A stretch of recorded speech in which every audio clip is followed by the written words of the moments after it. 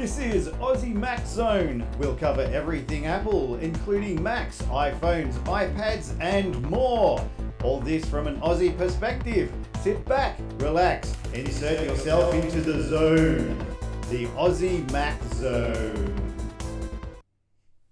Hello everybody, it's just me again unfortunately tonight, so we'll get on with it. It won't take very long. There's a couple of good stories this week. So it's show 107 for the 4th of August, and yes, so I've just got to get used to doing it all on my own again. And now of course we've brought to you by athwebhosting.com.au. Australian service, affordable and compatible plans, 99.95% uptime. We've got over 250 scripts installed with one click, including WordPress, Joomla, and many, many more. And they use the industry standard cPanel for doing all your setting up and your rich control. cPanel is very good. Compared to some of them out there, it's excellent. They do take a bit of getting used to. Some of them, they're a bit weird, and it's only $5.95 a month when paid annually, and you get 24/7 ticket support systems. So let's rock on with the stories. Number one. So just reading just before the show.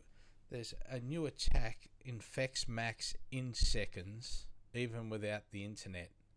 So Apple computers have always been touted as more secure than other PCs because their firmware couldn't be penetrated. Unfortunately, that's no longer true, as a newly created self-replicating worm has shown. It's in a story by Wired, and Wired reports that security researchers Zeno Kovar and Trammell Hudson demonstrated a proof of concept worm they're calling Thunderstrike 2, and that's capable of infecting the BIOS of a Mac and can't be removed by flashing the operating system or even replacing the hard drive. So I'm glad it's only proof of concept. They do have to have access to your machine somehow. But what they're saying is if you buy a cheap Thunderbolt adapter, for example, for your MacBook Air or your MacBook Pro, there's a chip in there that could be infected, and that can infect the BIOS of your Mac, and that's it. Now that Apple's been made aware, hopefully they will push something down in their security updates or in those ones that they just push down to us normally at night when our machines are on. That would be very good. As I said, I'm glad it's only a proof of concept. These guys are obviously getting ready for the those hack type, white hat, black hat hacking conferences that are coming up, I believe. Another interesting story this week was Apple. There's a company called Through Tech, and they've done a survey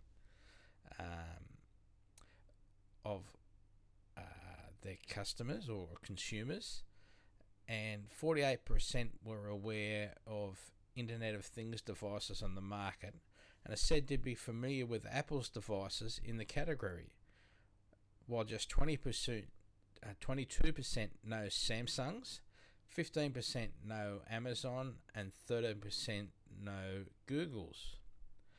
Now, the challenge is Apple doesn't really have any Internet of Things devices. We believe a lot of the people's were thinking about the watch, and maybe they're thinking because that can control on the demo, it showed you the garage door opener. Maybe that's what they're thinking. But Samsung probably has more Internet of Things devices. They own a couple of Internet of Things companies, and they said we're putting the Internet of Things in, all of their devices. Their microwave ovens, their washing machines, their stoves. So it's interesting that all these people know about Apple's Internet of Things devices, even though they actually haven't got any. So take that however you like. It was just an interesting. It just shows you the name of having a great name. They just assume that you have a device out there and it must be good. Now another good story from Battery Box. So Chrome browser kills your MacBook battery the fastest. So if you're a MacBook user, you're losing an average of 1 hour of total battery life using Chrome. Firefox is a little better, but Safari is the clear winner. You want to use Safari if you want to get the most out of your battery, out of your laptop. Now that's interesting. I don't know whether that's because Chrome's got a flash player built in, and maybe that's got it. Maybe the code's just not up to scratch, because Apple do spend a lot of time getting that code right to optimize it for your machine and doing its call-outs. It's probably a bit of both. Really clean code and only doing basically one thing, I think.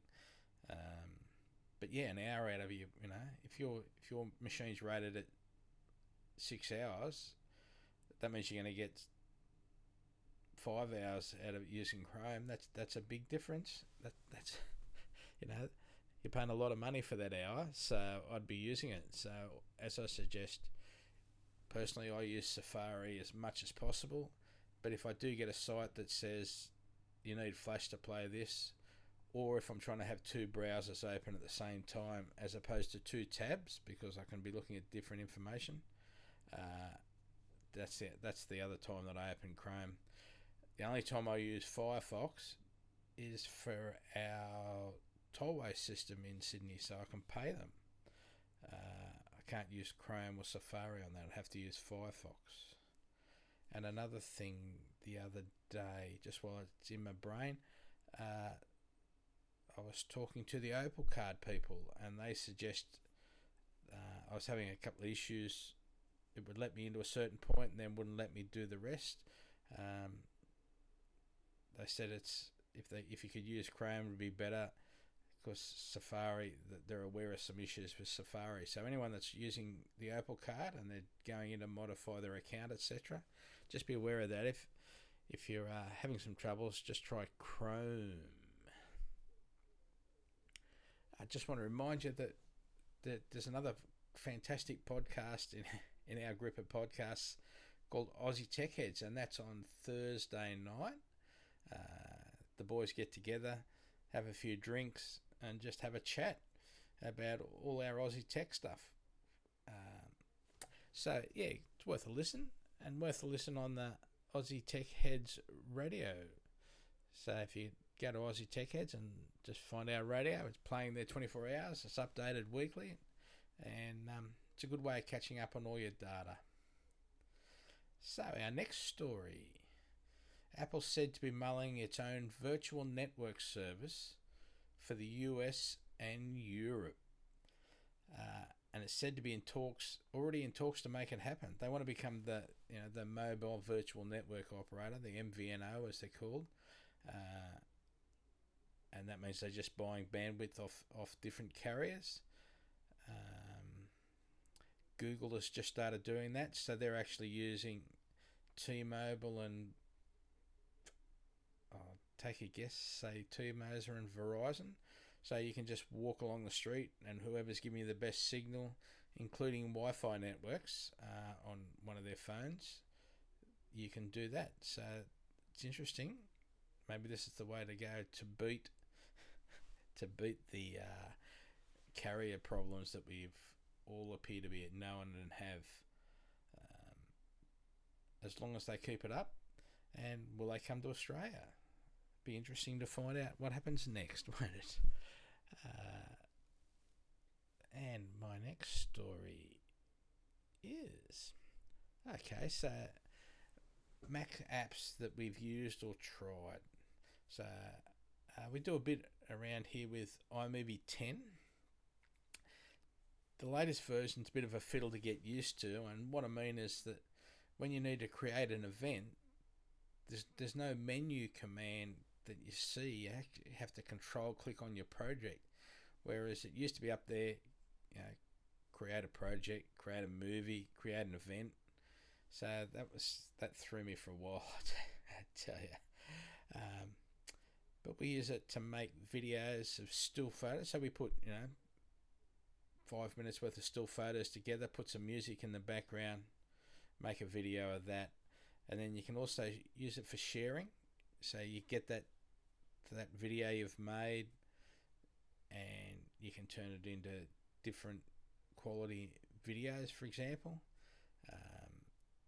And then that's a really easy thing to bring into iDVD. So you can create your iDVD movies with your own backgrounds, or just really quickly directly from iMovie. It's very, very good.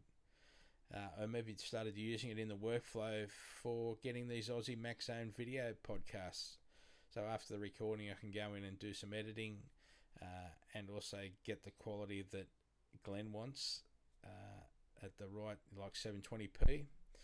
And yeah, it's getting easier and easier. So hopefully I can get these things out better and on time. It's a shame the boys couldn't be here tonight. What's another app that we do use a bit around here? We're using the really early version of Boinks TV, which took me a little while to get used to and set up, but now it appears to be working reasonably well. I've got a few keyboard commands that bring up the right settings each time, so that's really good.